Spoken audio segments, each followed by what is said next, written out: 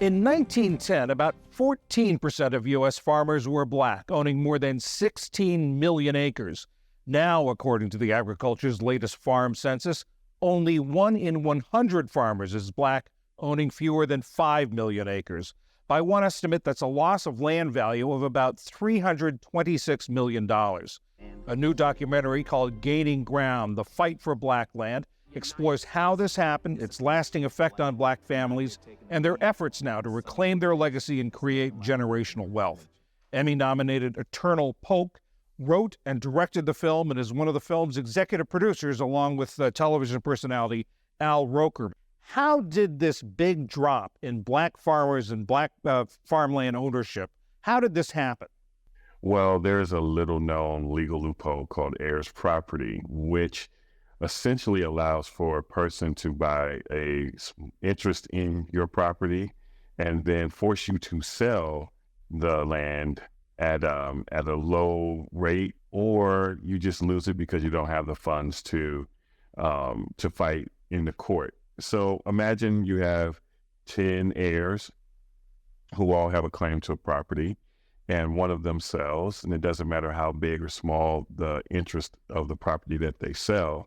Someone who bought that interest can now force you to sell all of it. So if it's 4,000 acres and they sell 1 acre, that sale of that 1 acre will allow the purchaser of that acre to force the sale of all of the land.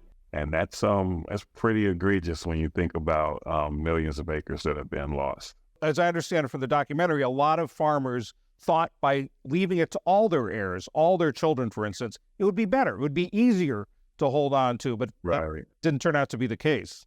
Well, exactly, because their thinking was, and it kind of makes sense, that you would have to get everyone to sign off on the property sale. But you do not have to have everyone sign off to sell one portion of the property you're entitled to. And it especially happens in situations where there's no will or no clear title to the land. And that's where sort of the chaos sort of comes in, with a lot of people being able to have a claim to a piece of property. And it could be 10 heirs if it's one generation, 2 or 3, it could be 40 or 50. And in some cases where you have 5 generations, it could be 200 different people who have a claim to a piece of land. How much of this did you know before you started working on this project?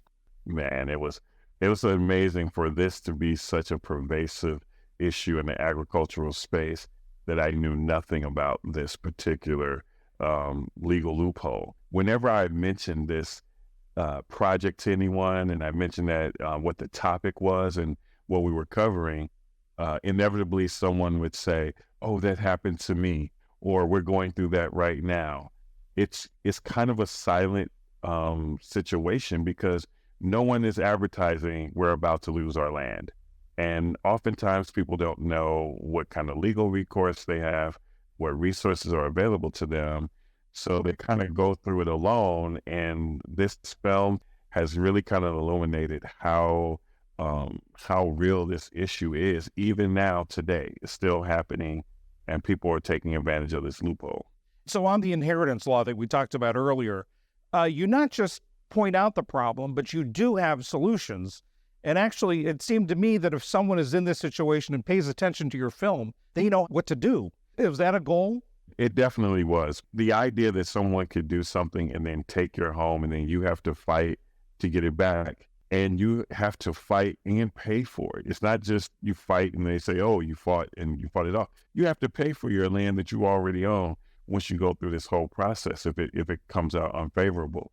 So because this is such a daunting situation to be in, I really wanted us to show and demonstrate that there were people out here who are doing the work, and there are solutions and ways you can monetize land, because that's another big thing. When you realize how much land you have, the question then becomes, how do we take care of it, or how do we monetize it?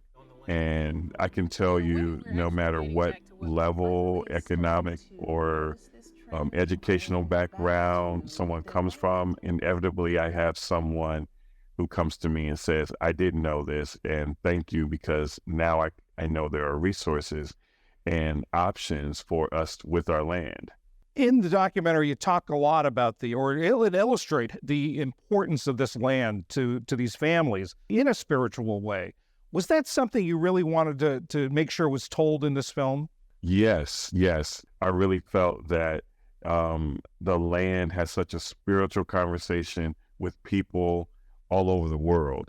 And because of different situations here in the United States, whether it's racism or terrorism, where people were driven off their land, or just by some legal manipulation, they lose the land, we've lost the connection to that land as a general populace. And I think that's a common issue, no matter what background you're from, that this connection to the land is not what it used to be. And I think it's a very spiritual thing that leads to healing for us, for all of the things that come from the earth, to the connection to the earth and what it provides to us in terms of healing and peace and meditation and comfort.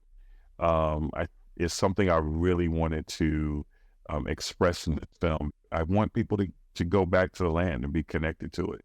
Eternal Polk, the writer, director, and executive producer of Gaining Ground, which is going to be shown at some film festivals coming up in the next several weeks. Eternal Polk, thank you very much.